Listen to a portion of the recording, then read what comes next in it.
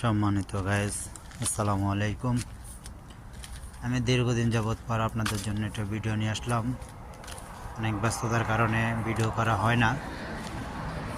তো যাই হোক, সবাইকে কী অবস্থায় আছেন অবশ্যই কমেন্টে জানাবেন।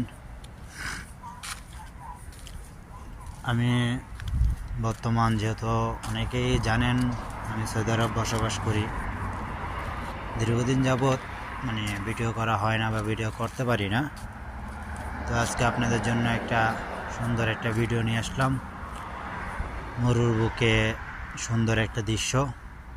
কারণ মরুর বুক বলতে বোঝা যায় যে এখানে কোনো গাছপালা থাকে না, এর জন্য আর কি মরুর বুক। যাই হোক, এখানে আমি নতুন আসছি বা নতুন আমার কাছে লাগলো। হয়তো বা আপনারা অনেকে আছেন যারা পুরাতন বা অনেকেই সৌদি আরব থাকেন, সৌদি আরবের সম্বন্ধে অনেক কিছুই জানেন। তো যাই হোক, আমি সুন্দর একটা জায়গায় আছি। এই জায়গাটা যারা সৌদি আরব থাকেন তারা অবশ্যই জায়গাটার নাম বলতে পারবেন বা জানেন। দেখুন, সুন্দর একটি রাস্তার আশেপাশে তো অবশ্যই দেখতেছেন। এখানে এই দেখেন মরুর, যেহেতু বলছি পয়লাই বলছি আমি মরুর বুকের এখানে এই দেখেন সুন্দর সুন্দর কিছু গাছপালা আছে। সচরাচর এগুলো বাংলাদেশে তেমন একটা পাওয়া যায় না। এটা বিশেষ করে রাত হয়ে গেছে, অনেকেই বুঝবেন না।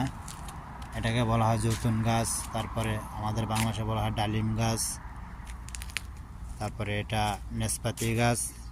এগুলো আর কি ফল ফুল দিয়ে দেশে বেশিরভাগ পাওয়া যায়।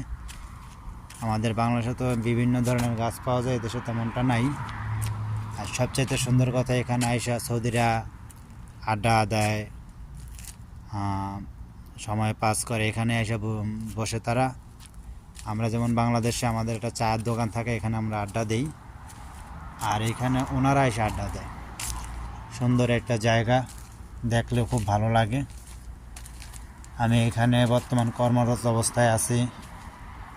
দেখেন সুন্দর একটা জায়গা, না দেখলে মিস করবেন।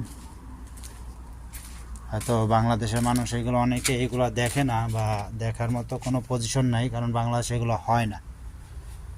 দেখেন খুব সুন্দর একটি জায়গা, দেখার মতো একটি জায়গা, যেখানে বসে সৌদিরা আয়সা বসে আড্ডা দেয়, চা খায়। আর সবচাইতে বড় কথা হলো, এই দেশে যেটা প্রিয় খাবার হয় সৌদিদের জন্য, সেটা হলো চায়ের মতোই দেখতে, কিন্তু এটাকে বলা হয় গাওয়া।